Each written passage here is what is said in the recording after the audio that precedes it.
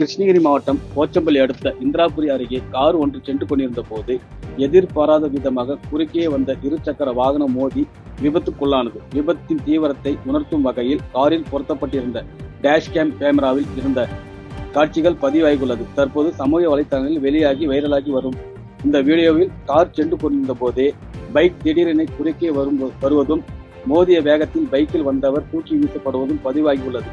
இந்த விபத்தை குறித்து தகவல் அறிந்து மத்தூர் போலீசார் சம்பவ இடத்திற்கு விரைந்து சென்று விசாரணை மேற்கொண்டு வருகின்றனர். காயமடைந்தவர்களின் நிலை மற்றும் விபத்துக்கான கூடுதல் காரணங்கள் குறித்து தொடர்ந்து விசாரணை நடைபெற்று வருகிறது.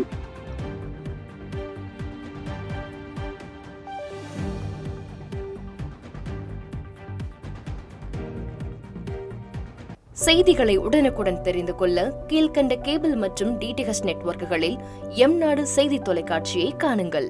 பாதகம் செய்பவரை கண்டால் நாம் பயம் கொள்ளலாகாது பாப்பா.